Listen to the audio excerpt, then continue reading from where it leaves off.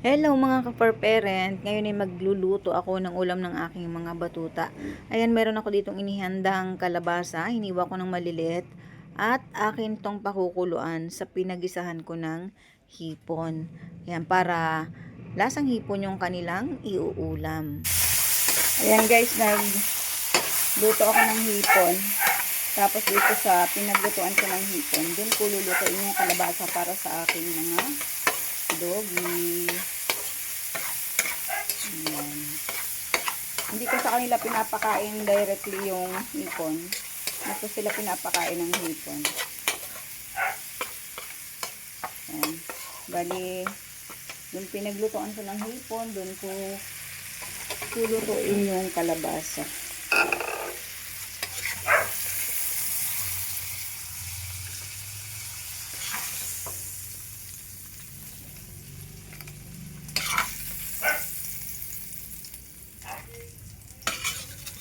Picky eater kasi yung aking mga aso, hindi pwedeng pure na dog food lang yung kakainin nila. Ayaw nila pag purong dog food, kaya ginagawan ko ng paraan para kakain sila ng regular. Ayan. Dito ko lulutuin yung kalabasa nila.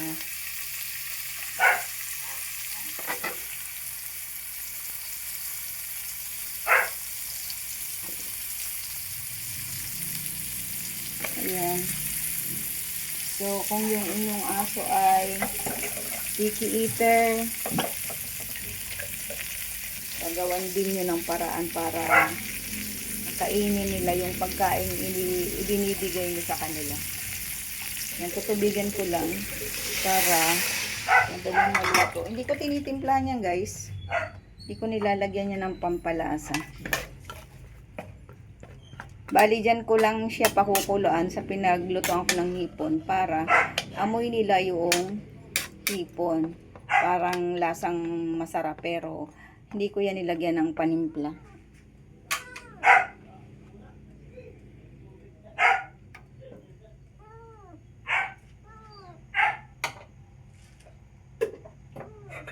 Yan, tapos tatakpan ko lang para madaling maluto.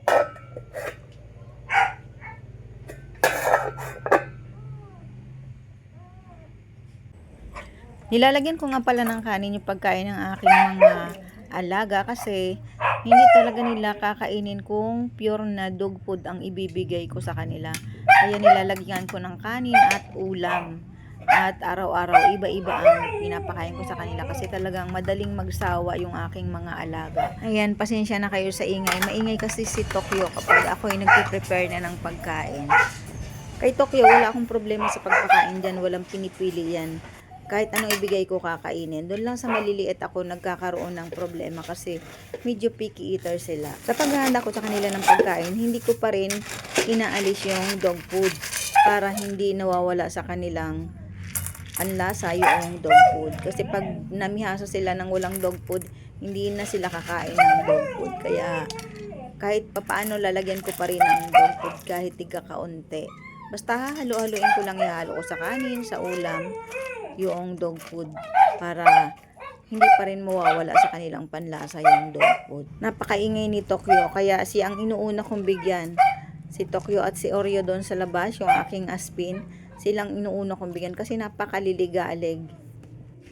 At hindi ko kinakalimutang lagyan ng ganito ang aking ipinapakain sa aking mga doggy. Ayan, wild salmon oil ng Dr. Shiba. Ito ay para sa mga dogs and cats. Ganado kasi silang kumain kapag mayroon ito. Kaya nilalagyan ko para makatulong na din doon sa aking mga picky eater na alaga. Kapag merong ganito, kinakain nila. So, kung kayo ay katulad ko rin na fur parent, tapos nai-stress kayo sa pagpapakain ng inyong mga aso dahil napakapili sa pagkain, makakatulong ito. Lagyan niyo nitong wild salmon oil. Ayan, ganado sila kapag meron ito. Pwede rin ito sa pusa. Nilalagyan ko rin ng pagkain ng aking mga pusa, kaya hindi ako nawawalan nito. Pampagana to sa kanilang kumain. Ayan, at pagkatapos kong halu-haluin ay ibibigay ko na sa aking alagang makukulit na mga batuta. At talaga namang may stress ka dito sa aking alaga kasi aamoy-amoyin muna niya yan kung nandun yung amoy na hinahanap niya bago niya kakainin. Pero kakainin niya yan kasi paborito niya yung gulay. Yun lang mga ka-parent, kung gusto niyo rin ng ganito mga videos, abang-abang lang kayo sa aking mga i-upload. Marami akong mga tips kung paano ako nag-aalaga ng aking mga aso. Thank you for watching guys. Please like and share at subscribe na rin kayo sa aking channel. Comment down below kung meron kayong gustong itanong at kung taga saan kayo para alam ko kung saan nakaabot ang aming videos ng mga batuta. Thank you for watching.